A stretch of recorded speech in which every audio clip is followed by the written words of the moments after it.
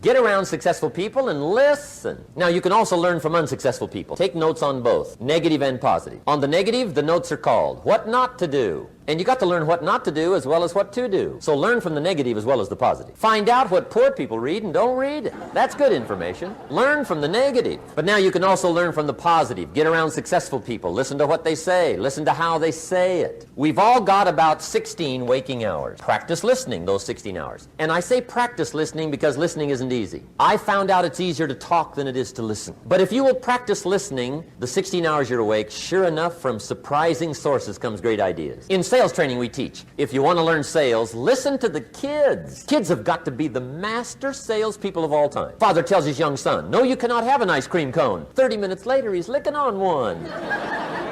That'd be 30 minutes worth listening to. They got moves you wouldn't believe. Persistence runs deep like the ocean. And the kids never took a class on how to overcome objection. They already know how. They don't need classes. You tell kids no. That goes right on by. They give you 3 good reasons. You say no. It goes right on by. They give you 3 more. They're masters.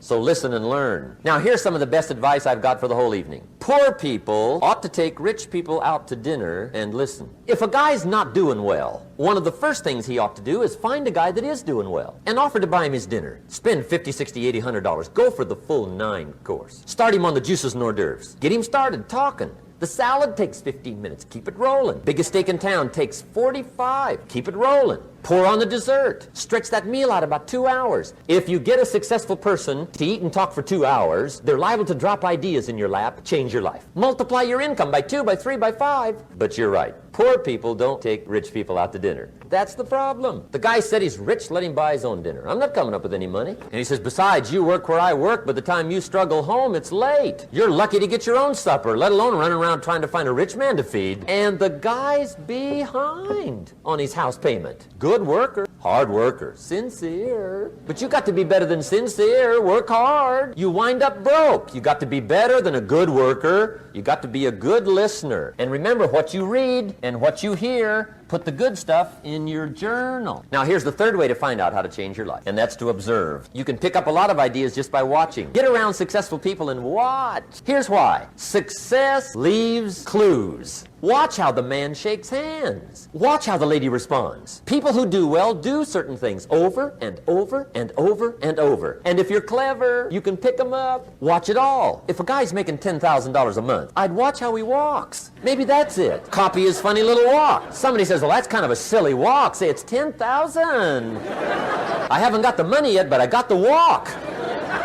It's bound to start somewhere. What I ask you tonight is to be unusual and be a good observer of what's going on. You can pick up ideas that can change your life starting tomorrow. Just be a more careful observer. Now remember, there's 2 ways to see. One is called sight. See with your eyes. The other one is called insight. See with your mind. See with your eyes, you'll see things. See with your mind, you'll see answers. Put your eyes and your mind to work. And the best advice on developing sight and insight is pay attention. Don't miss anything. One of the greatest fatalities to success is preoccupation, lack of concentration. The guy's mind wanders. See, you wind up average. I read a good article one time, Reader's Digest. The title was, Wherever You Are, Be There. Now here's the second step to personal development. Okay, number 1 was find out how things work. Here's number 2, go to work. You must now take action on what you found out. We call it game plan. Put together your game plan. One of the major things we teach on the weekend seminars, game plans. How to game plan your office. If you're in sales, you need a game plan. Kids need a game plan. You need a home game plan, social game plan, business game plan. Everybody needs game plans. Financial independence, game plan. Your investment, game plan. Don't think in your head. Put it on paper. Don't operate out of your mind. Operate from paper. I often ask somebody, what are you going to do the next 6 months? And somebody starts to tell me. I say, no, don't tell me. Show me. Show me your game plan for the next 6 months. Then I can look at things and maybe I can help. But you got to operate from paper. Put it on a game plan. Take action on what you found out. Now here's the best word I know of to go with action. Massive. See, that'll change everything. Massive action is called the cure-all. If you're going to make calls, make a few thousand. If you're going to make contacts, make a few thousand. If you're going to knock on doors, knock on a few thousand. See, that'll change everything. Here's the language of the poor. I'll try it a time or two and see what happens. It's the way poor people talk. The guy says, well, I'll give it 30 days. 30 days. You could guess his bank balance. You've got to have a better game plan. So here's one of the major things to do starting tomorrow. Take a look at your game plan. If it isn't loaded with massive action, change it. The formula really works like this. Pick up a good idea, take heavy action. Pick up a couple of good ideas, take heavy action. The formula for success: take heavy action on a good idea. Now here's the key. Don't wait till you've learned 2,000 or 3,000 things, because that way you'll use up all the time. And you could wind up smart and broke. And hey, it's okay to be dumb and broke. But if a guy's smart and broke, that's pitiful. Don't let your learning lead to knowledge. You'll become a fool. Let your learning lead to action. You can become wealthy. And there's many kinds of wealth, not just money. Money's one of the least of all values. I know some people with a lot of money that are very poor. Evita sings, "As for fortune and as for fame, they are illusions. They're not the solutions they promised to be." So there's all kinds of wealth, but to get a big share coming your way, you've got to have a heavy action game plan.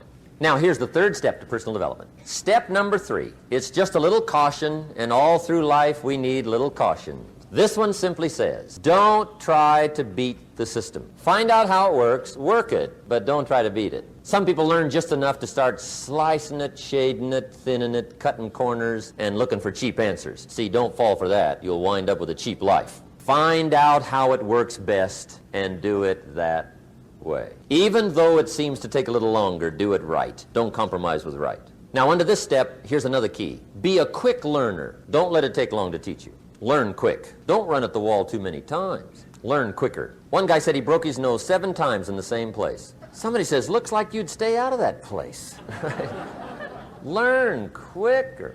Now, the third point here is don't be stubborn. See, some people won't change even when a better way comes. They say, well, I've been doing it this way 30 years. Hey, be ready for change if it's a better way, but don't try to beat it. It was easy. What can I tell you? It was hard? No, it was easy. I'm a millionaire by 31. If you will change, everything will change for you. You don't have to change the government. You don't have to change prices. You don't have to change taxes. Forget all that. And the first thing you start changing is what? Your philosophy. You start changing your mind. You start changing how you think. You start picking up new ideas and information. Gather new knowledge. Make better decisions about what's valuable. And I'm telling you, if you'll do that, your whole life will change. Your health will change. Your relationship with your family will change. Your ability to cope with challenges and problems will change. I'm telling you, income, promotions, all of it will change. If you will change, it'll all change. If you won't change, it isn't going to change. You can keep your fingers crossed if you want to and hope they'll straighten it out. You can wish for the wind not to blow quite as severe, but I'm telling you, wishing for the wind to change in your favor, we call naive at best. Don't do this any longer. Wish for a better wind. The key is to wish for the wisdom to set a better sail. Utilize whatever wind it blows to take you wherever you want to go. That is the philosophy I picked up at age 25, and it revolutionized my whole life. And here's what I found. I found it was easy. I got rich by the time I was 31, and it was easy. My definition of easy, meaning something I could do. I figure if it's something you can do, it's easy. Now here's a parenthesis. I worked hard at it. I found something I could do, which was easy, but I worked hard at it. I got up early and stayed up late, worked hard that 6 years. But what I did was easy, meaning it was something I could do. You say, well, Mr. Rohn, if it was so easy, how come everybody else around you during that 6 years, how come they didn't get rich? Here's why. It's easy not to. How else would you describe it? That's it. You say, no. For all of the rest of them, it was hard for them and it was easy for you. That's not true. You couldn't debate me on that in front of this intelligent audience. But here's the challenge. Let me give it to you in a philosophical phrase. The things that are easy to do are also easy not to do. That's the difference between success and failure. So you've got the choice here today of one of 2 easies. Easy to or what? Easy not to. I can give you in one sentence how I got rich by the time I was 31. Here it is in one sentence. I did not neglect to do the easy things I could do every day for 6 years. Underline. I did not neglect. That's the key. I found something easy I could do that led to fortune, and I did not neglect to do it. Major reasons for not having more of what you want. More health, more money, more power, more influence, more everything. Simple answer. Neglect. And here's the problem with neglect. It starts as an infection. And if you don't take care of it, it becomes a disease. And here's what else is the problem. One neglect leads to another. Neglect to do wise things with your money, you'll probably neglect to do wise things with your time. Neglect to do wise things with your time, you'll probably neglect to do wise things with your business. One leads to another, leads to another. Pretty soon, neglect has you by the throat, emptying your purse, emptying your heart, emptying all of your chances for equities and power and all the good things. Neglect. All you've got to do is let that and a few other things accumulate for 6 years, and now you're driving what you don't want to drive, wearing what you don't want to wear, living where you don't want to live, doing what you don't want to do, maybe having become what you really didn't want to become. I'm telling you, that's it. Just neglect along, drift along, and it's got you by the throat. It'll take all your values, leave you with just a little bit of dust in a summer wind, and it'll soon be gone. It's where I found myself at age 25 until my teacher came along and said, Mr. Rohn, up till now you've messed up. Let's see if we can't clean that up, change it all. I did. Changed my life. Not just the money, all the rest of the values that came pouring in when I understood that it was me. So take the easy approach. This stuff's easy to figure out. I hope I said that well.